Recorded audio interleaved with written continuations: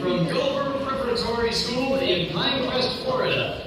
Princess Programming is a video game designed to help young girls develop computer programming skills. Please welcome Princess Programming!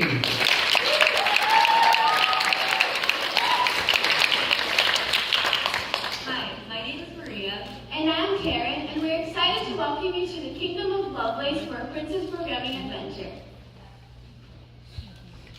So Princess Programming Adventure was designed to encourage girls to code in an immersive and relatable world. We aim to bridge the gap found in computer programming. So let's take a look at this in terms of numbers. Did you know that 90% of parents actually want their child to learn programming, and yet only 35% of United States schools actually teach their students programming? These numbers show that while there's interest in programming, there's not accessibility to it. Additionally, did you guys know that only 17% of computer science majors are women? This number is so low, not because women lack the capacity to succeed in these fields, but because they're not encouraged to do so from a young age. They're told all their lives that coding and programming are a boys' club and that they shouldn't be in. While women have had an increased participation in many areas, including law, medical, and physical science, as of 1985, the interest in computer science has only dropped. And that is a problem that we're determined to solve. Now, kids learn through play. There's been studies that show that with play, kids inquire and explore, leading them to develop long-term memory, and that will help them want to learn for themselves and explore it and inquire about it. That's why we chose to do a video game. So the video game industry, Bloomberg predicted that in 2018, 2.3 billion users worldwide would spend around $138 billion on video games alone. 91% of those games would be digitally downloaded, and 80% of those would be downloaded onto smartphones.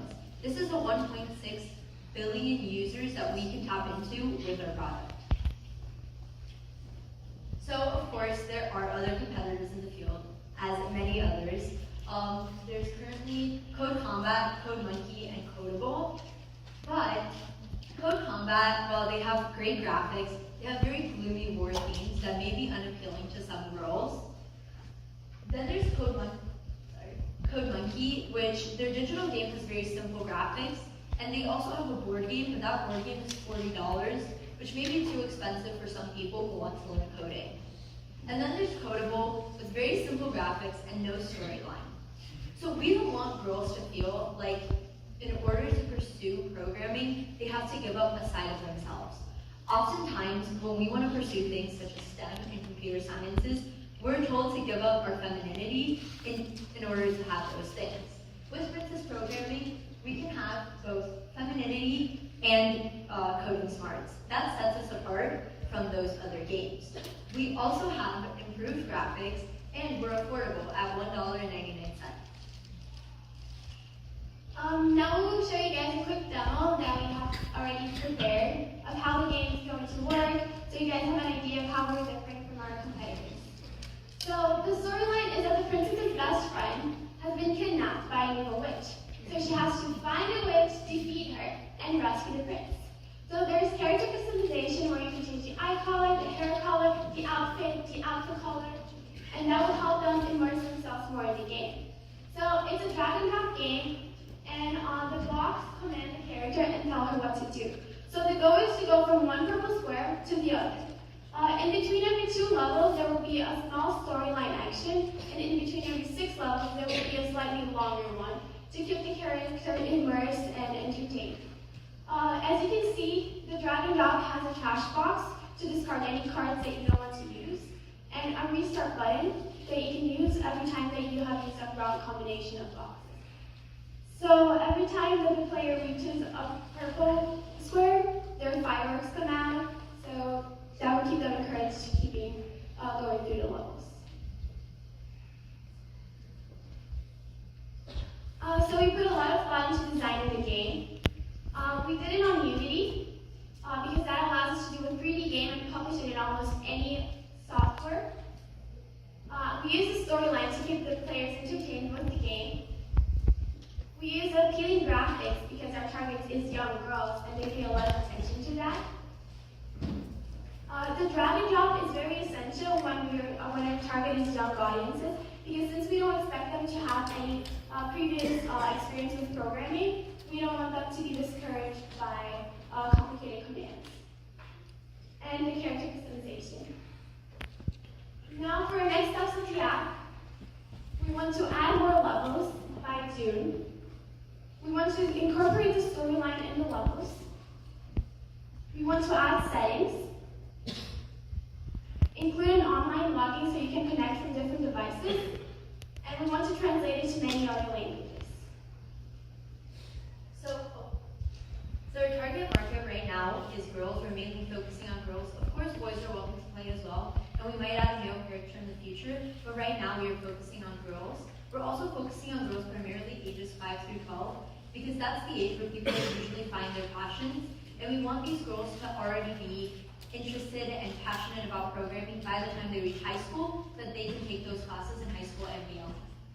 Our marketing approach is currently focused on social media, but we hope to increase to placing ads in other games in the future. So our development cost is an estimated $2,500, and that will go towards a graphic designer. And then our advertising cost will be around $2,000, but that would expand in the future as we expand our marketing. Releasing or to release on Apple Store, Google Play. We're gonna have to Okay, sorry.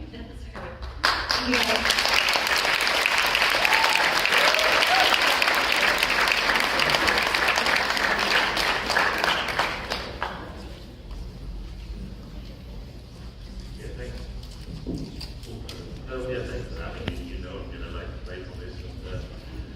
So it's a hugely important one. I live with two granddaughters. So they evacuate they're in that age range. There's a lot of people who are sharing your concerns, of course, because we need half the world lives in programming to be programming. History tells us the girls do better programming anyway, so we need them all more. You've got questions competitors on the street, but there's a lot of toys around, Killer and so on, and a lot of Lego stuff now.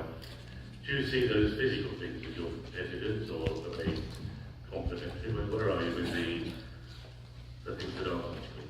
I think we are more focused on the competitors on screen, because kids are spending increasingly more time on their phones and on their iPads, and most of them have those devices already. And I think that a game on screen will keep them more engaged, since they're already like those devices.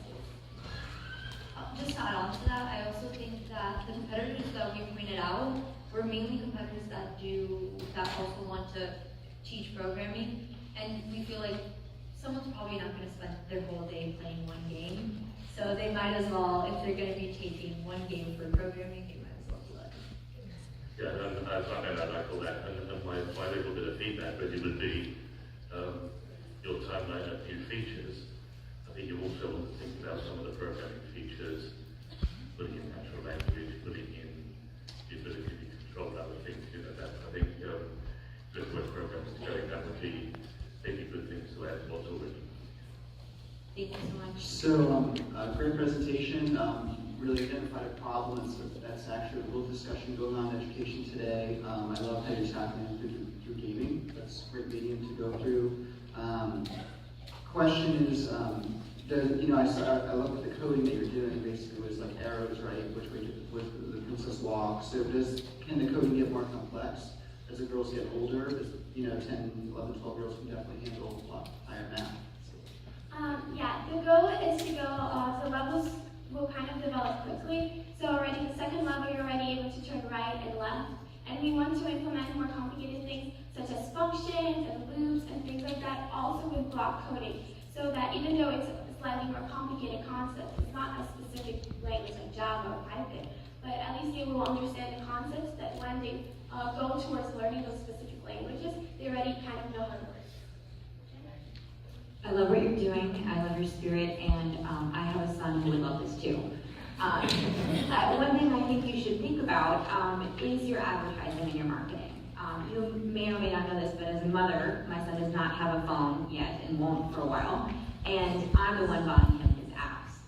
So I would encourage you to actually think about increasing that budget quite a bit and thinking about how are you going to get my attention amongst a lot of really competing demands right now.